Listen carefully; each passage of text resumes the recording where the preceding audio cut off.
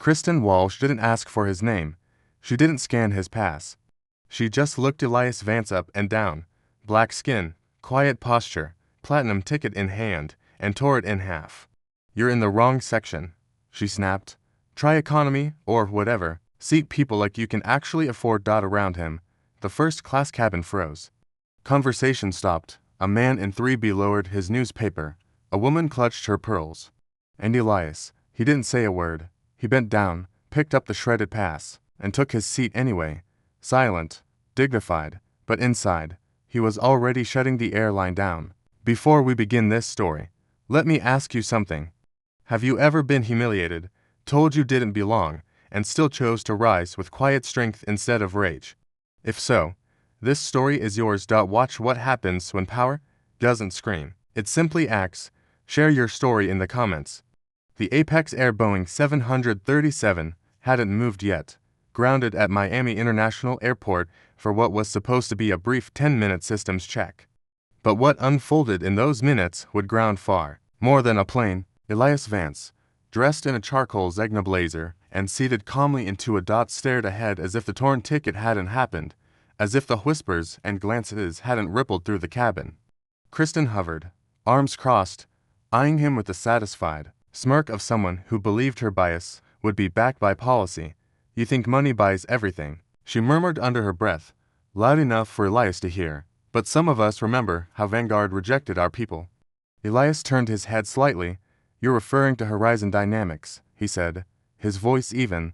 Her posture stiffened. She hadn't expected him to know. He always knew.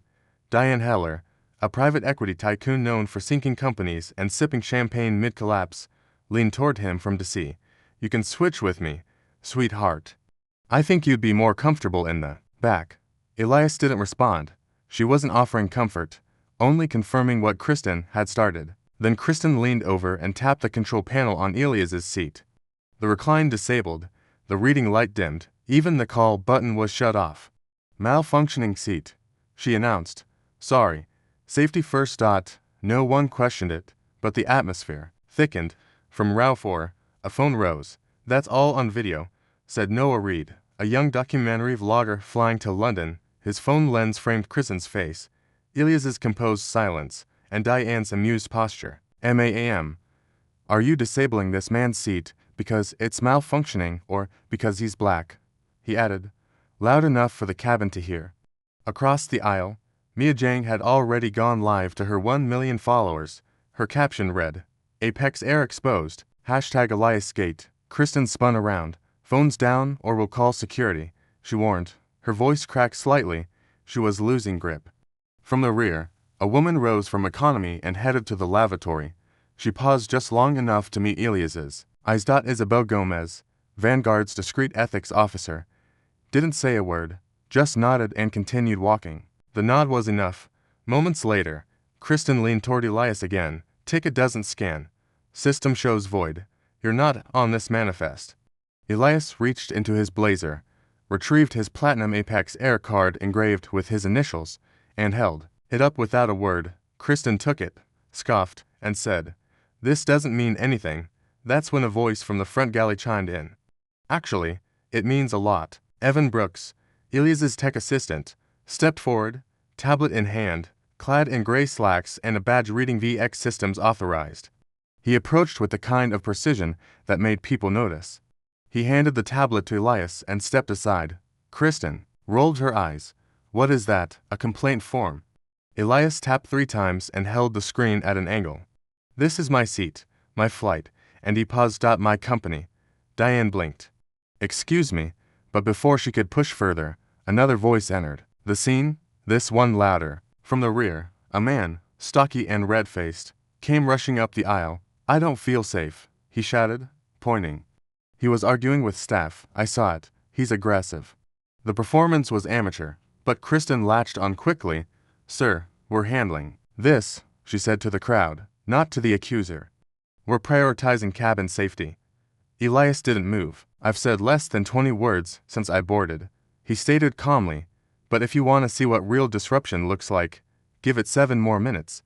Diane scoffed. "Is that a threat?" Noah kept filming. "It's gonna get real," he whispered. "This plane's about to go viral.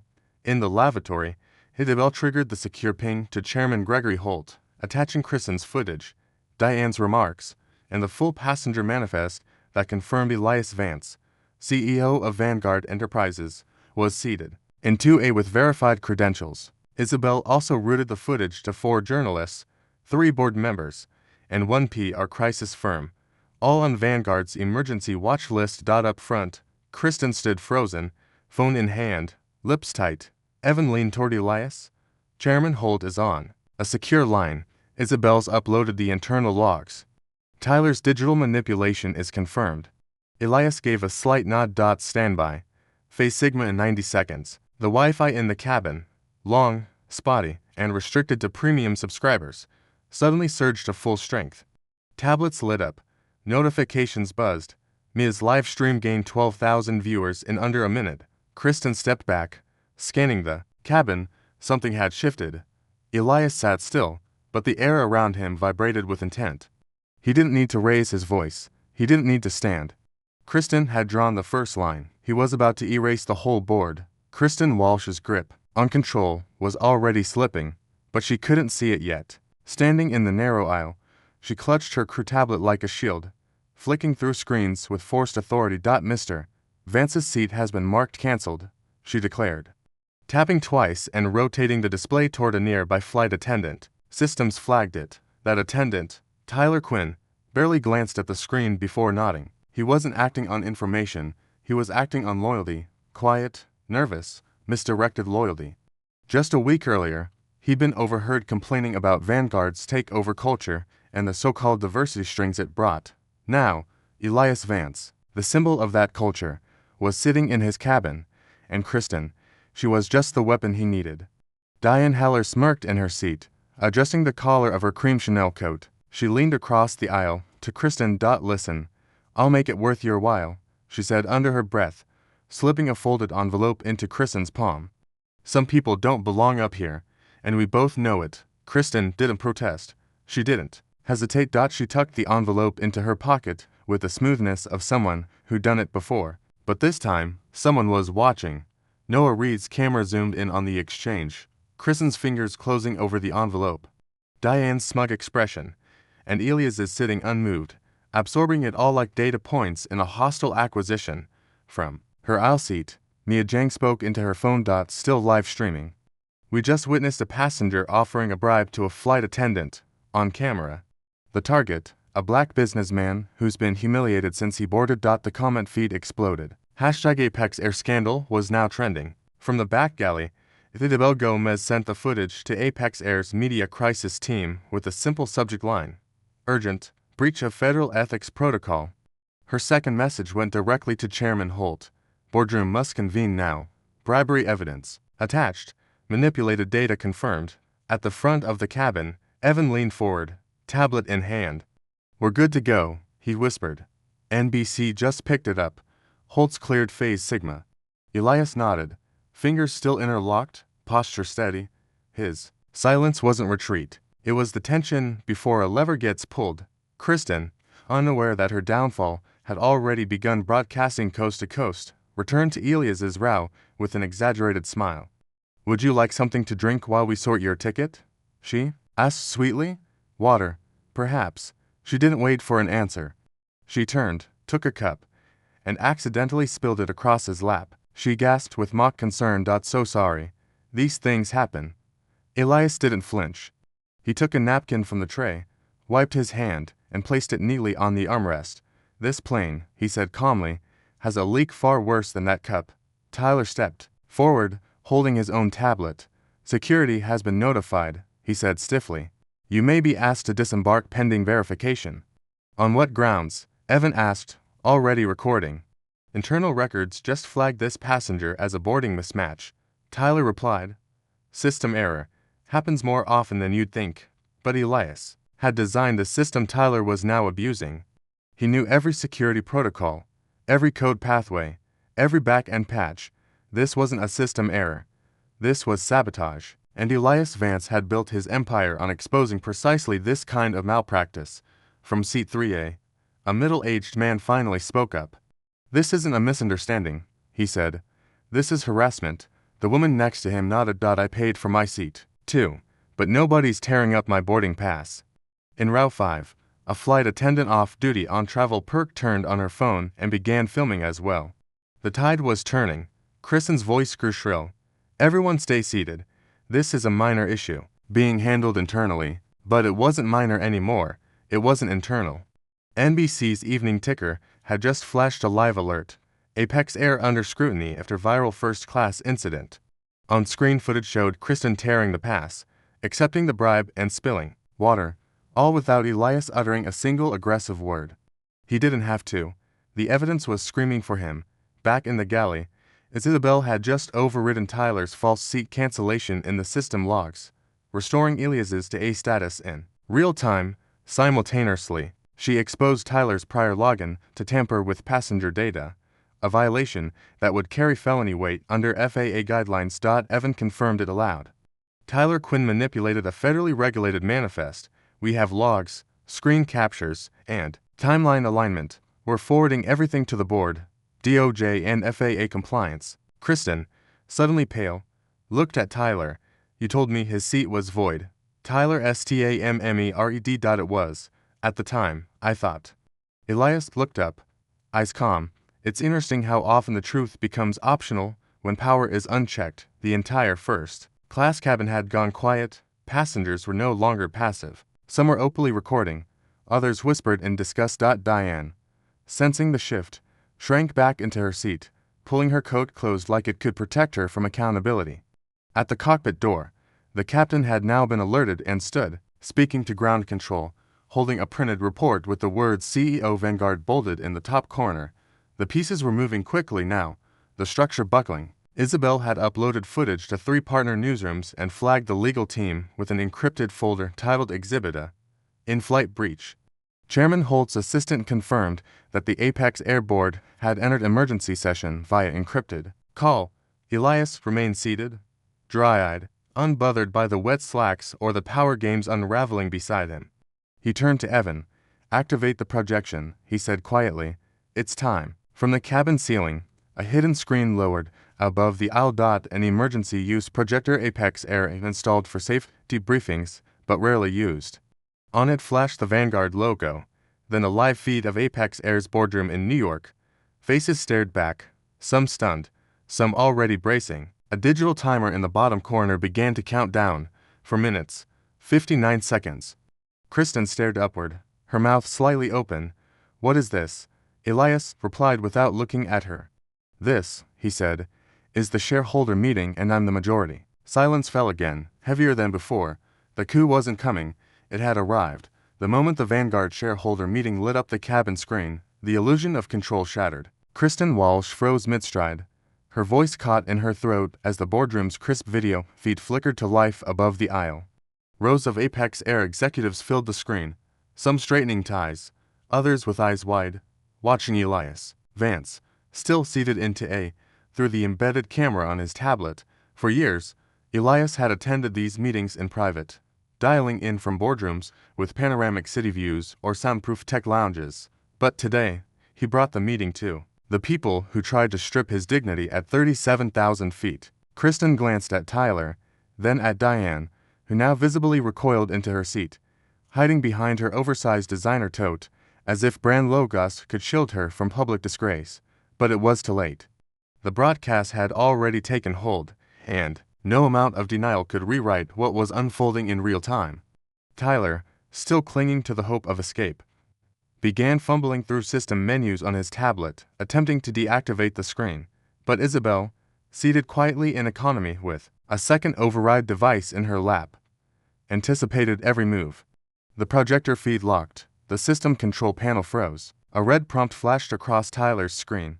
Access revoked. System admin override.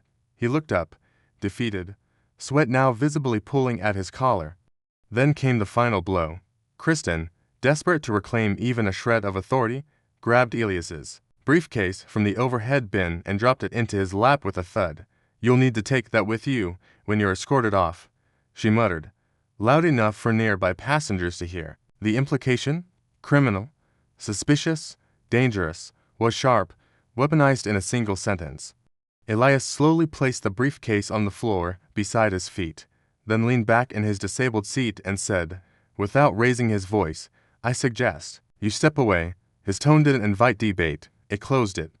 Diane, who had remained smug for most of the ordeal, reached forward and pressed the flight attendant call button.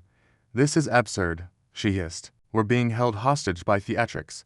But the screen above now displayed not theatrics, but documentation, footage of Kristen tearing Elias's boarding pass, followed by the bribe captured in crisp HD. Then a freeze frame of the spilled water, the fake seat cancellation, and Tyler's manipulation logs time-stamped and authenticated over this. A clear voice narrated, Apex Air internal footage confirms targeted profiling and violation of federal anti-discrimination protocols. The voice belonged to Isabel. The audience now included not just the first-class passengers, but media outlets. Across the country, NBC had interrupted a mid-afternoon cooking segment to break the story. CNN had gone live with a headline, Black CEO targeted mid-flight. Apex under investigation. As this streamed on, Kristen made one last desperate play. She stepped to the front of the cabin and activated the intercom. Due to unforeseen circumstances, she began, voice trembling slightly, we are initiating a precautionary security hold. Please remain in your seats and disable all electronic devices. But her voice didn't get past the last syllable before the feed overrode it. Isabel's voice returned, louder now. This is an authorized shareholder action. Apex Air's first-class cabin is being used to transmit verified corporate evidence to board governance teams. This plane will not depart until protocol completion. Kristen turned pale. The cabin had become a courtroom. Noah Reed, still filming, whispered into his camera. We're witnessing history. This isn't just a takedown. It's corporate surgery. Mia, tears threatening her eyeliner, held her phone steady as she streamed to over 500,000 live viewers. This is what happens when power doesn't have to shout to win, she said. But Apex Air wasn't done trying. The lights suddenly dimmed. A loud chime echoed across the cabin. Emergency protocol had been triggered by Kristen or Tyler. It wasn't clear, but the effect was immediate. All onboard Wi-Fi connections dropped. Tablets went black. The projector screen powered down mid-broadcast. For a few tense seconds, the plane fell into an eerie silence, lit only by the soft pulsing of exit signs. Kristen exhaled, convinced she had regained some ground. Then a flicker. The projector roared back to life. A new image appeared. Elias Vance, live on camera, holding a device linked directly to the backup server. Nice try, he said. Calm as ever. But I own the infrastructure too. Audible gasps swept through the cabin. Diane reached for her bag, fumbling with trembling hands. Kristen stood paralyzed. Tyler sat down abruptly, his tablet falling to the floor. Passengers began whispering, some applauding softly, others pulling out phones again to record this second resurrection. Now, Elias said, speaking not just to the cabin but directly into the feed. Let me be clear, he stood, not in anger but in finality. This flight is grounded, not by weather, not by maintenance, but by the weight of unchecked bias. And I'm grounding the company that allowed it. He raised one hand, pressing a blue-lit confirmation icon on his screen. A timestamp locked in. Apex Air Fleet shut down. 3:16 p.m. EST. Initiated by majority shareholder. That image would be replayed. For years in corporate ethics seminars, on network news, and in every shareholder policy training across the aviation industry, in the cockpit, the captain received the alert simultaneously. The gate crew outside paused their loading sequence as flight control transmitted the unusual directive. Flight 227, cancelled by primary stakeholder authority. No further explanation, just a halt. Absolute and total. Elias lowered his tablet and returned to his seat. Now, he said to Kristen, you may bring me that water. The cabin was silent except for the hum of the air system and the distant thump of someone's heartbeat. No one knew whose, but everyone felt it. On the screen suspended above the aisle, the Vanguard shareholder interface reappeared, this time displaying a full-resolution dashboard showing Elias Vance's verified ownership. Vanguard Enterprises, 51% stakeholder, Apex Air Holdings. Passengers stared, jaws slack. The woman in 3D whispered, he owns it, as if she were translating a prophecy she never believed. Kristen Walsh took one trembling step backward, bumping into the galley cart behind her. Her authority fully dissolved under the weight of the reveal. She glanced at Tyler, who was now slumped in a jump seat, his screen lifeless, wiped clean by Isabel's override just moments earlier. Diane Heller, realizing she had misjudged not just a man, but an empire, slowly pulled her scarf higher around her neck, eyes darting toward the window as if she could jump out of to sea and vanish into the humid Miami tarmac. But they were all locked in now, trapped not by a delay or security protocol, but by a reckoning, centuries in the making. Elias remained seated. He hadn't stood to raise his voice or posture for power. His mere presence, amplified through truth and infrastructure, had already dismantled the false hierarchy around him. The screen shifted again, this time showing a split view. On the left, live footage from the first-class cabin. On the right, a log of documented incidents compiled by Isabel. Timestamps, names, and ethics violations spanning 18 months.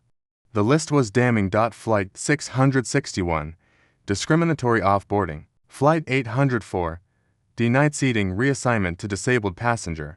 Flight 1189, crew altered records to remove minority passengers from upgrade queue.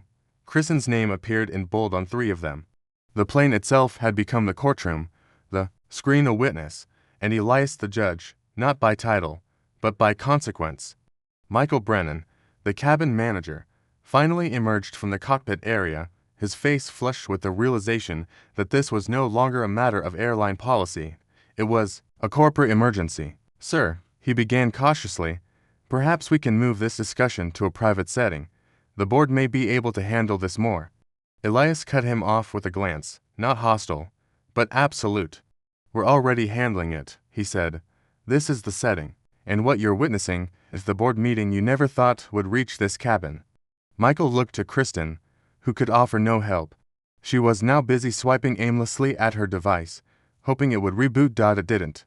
Elias's voice deepened, not louder, but more resonant, like the calm pressure that precedes a landslide. "This airline has been warned.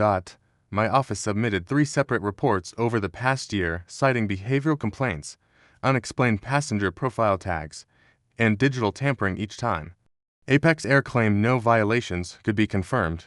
Today, that narrative ends. At that moment, Evan activated the next screen, which now showed a live shareholder poll. The title, Immediate Termination of Key Personnel, Flight 227 Crew Review. Voting had begun. Green check marks lit up next to Kristen Walsh, lead flight attendant, and Tyler Quinn, tech operations. A third name, Diane Heller, private equity advisor, ad hoc guest, appeared below with an asterisk and a line of legal text indicating her violation of investor code of conduct during active flights. Kristen tried to protest. "You can't do this. This isn't a trial." Elias tilted his head. "It's not a trial. It's a correction." Just then, Isabel's voice returned, piped through the cabin audio. "Final vote results in majority shareholder support confirmed. Terminations effective immediately. Notification letters issued. Security personnel will meet the involved parties upon disembarkation." Kristen slumped, her hands shaking. Tyler was already in tears. Diane opened her mouth to speak, but thought better of it. Behind them, passengers applauded, not wildly, but slowly, purposefully, like jurors in an age-old battle finally delivering a just verdict. Michael stepped back toward the cockpit, reaching for the phone to call ground ops.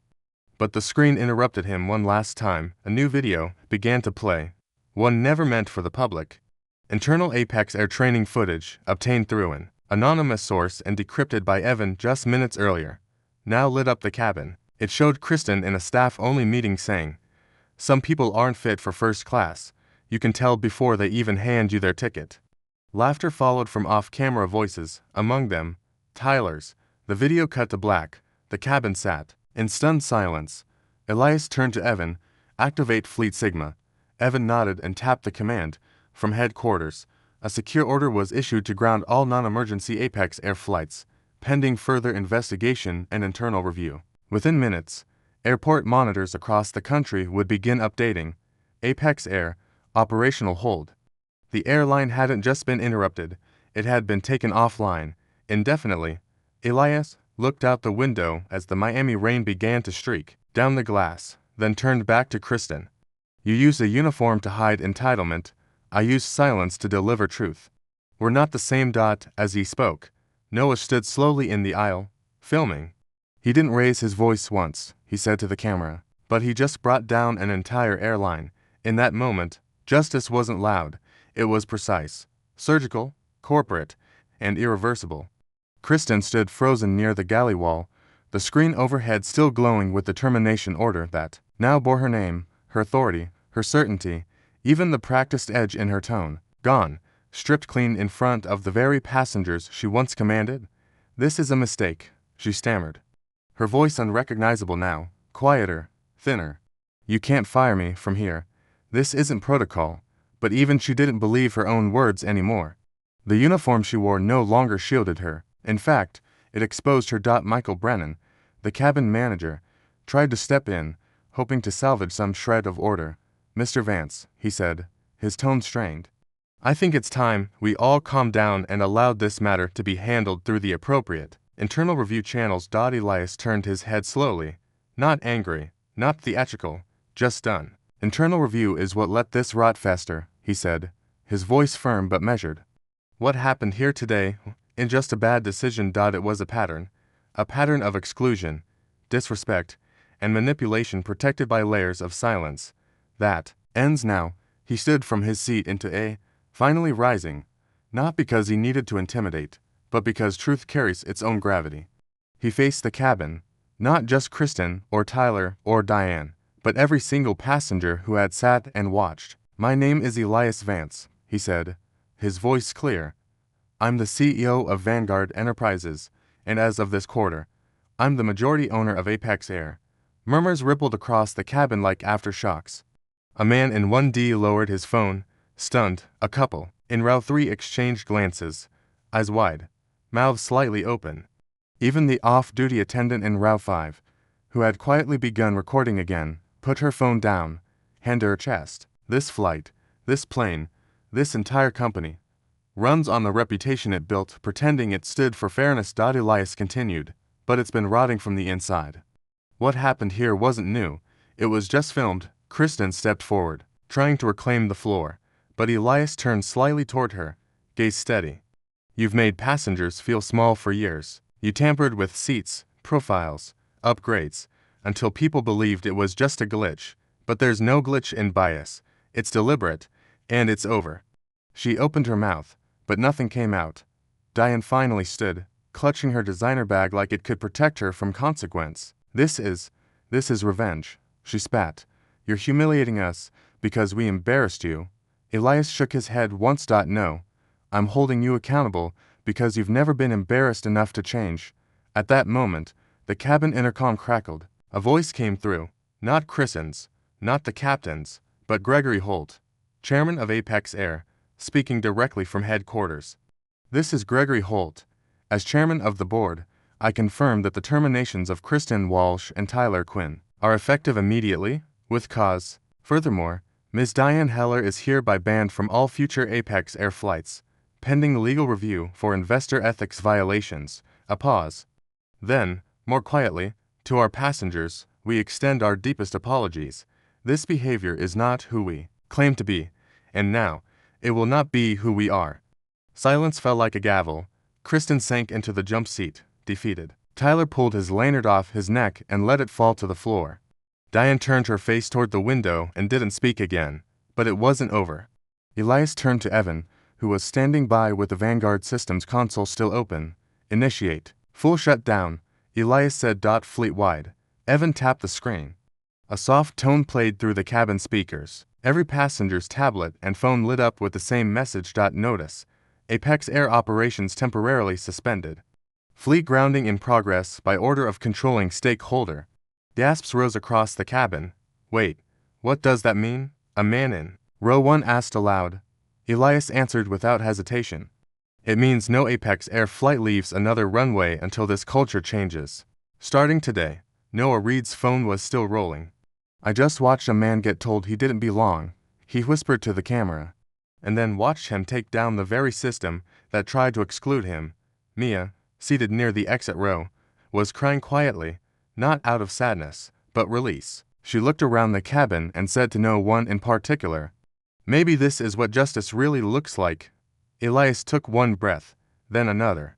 We'll rebuild this airline, he said, but we'll do it without the rot, without the silence, without people like you, he added, looking directly at Kristen, Diane, and Tyler in turn. He sat down again in seat A, reclaiming what was always his, not just the chair, but the space, and as he did, the cabin filled not with applause, not with cheers, but with something far rarer. Respect, quiet, humbled, irreversible respect. The ripple effect was instant. From Miami to Seattle, from O'Hare to Lax, airport monitors flickered and shifted. Apex Air flight delayed.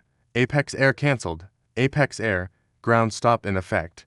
Confused passengers pressed against terminal counters, while airline staff whispered frantically into headsets, their screens blinking red with messages they'd never seen before. At corporate headquarters, operations managers scrambled to respond, only to find themselves locked out by a firewall protocol labeled Vanguard Override. Executive lockdown. Inside the first-class cabin of Flight 227, Elias Vance remained composed. The epicenter of a disruption so vast it couldn't be spun or silenced. He didn't gloat. He didn't gesture for praise. He simply watched the system yield to justice as effortlessly as it once enabled injustice. Evan leaned in, shut down, executed. All non-essential aircraft grounded. Logistics division confirming full compliance. PR team thus published the shareholder statement. CNN already picked it up. Isabel's calm voice came through Elias's earpiece. FAA acknowledged the fleet-wide order. No violations. Holt's team is moving forward with the audit announcement. The legal teams greenlit your disclosures. Full transparency. Just as you wanted. Elias nodded once. Everything was moving, but this wasn't about revenge. It never had been. Elias's silence, his stillness, that had been mistaken for compliance. In reality, it was strategy, a lifetime of it. He pulled out a different device now, sleek, matte black, and coded to his biometric signature as he unlocked it. The screen displayed the title, Air Vigil, Real-Time AI Bias Detection Platform, Vanguard Beta Launch. With one touch, Elias authorized the release. In less than 60 seconds, press releases went live across financial and tech media outlets. A new division of Vanguard was going public. One built to monitor, track, and expose discriminatory patterns in transportation, hospitality, and corporate service industries in real time, using layered AI tools, behavioral audits, and passenger feedback loops. The platform promised accountability on a scale previously unthinkable. It's live, Evan confirmed. TechCrunch just pushed it out. Reuters too. Reform only works if it's measurable. Elias said, we don't need another apology. We need infrastructure. Around the cabin, passengers' tablets began receiving the news alerts. Vanguard CEO launches the AI oversight system after viral airline shut down. Mia. Eyes still glossy. Read the headline aloud to the woman next to her. He's not just canceling flights, he's rebuilding the rules. Noah, voice steady and reverent, addressed his phone. This isn't just a response, it's the blueprint. Elias remained seated, but the mood in the cabin had shifted again. No longer stunned, no longer tense. It was reverent, in awe, the kind of silence that happens when people witness not just justice, but vision. Kristen was still seated near the rear galley, a hollow look in her eyes as the weight of it all settled in. Tyler sat beside her, motionless, stripped not just of his position, but of the smug certainty that had once powered his choices. Diane had stopped speaking altogether.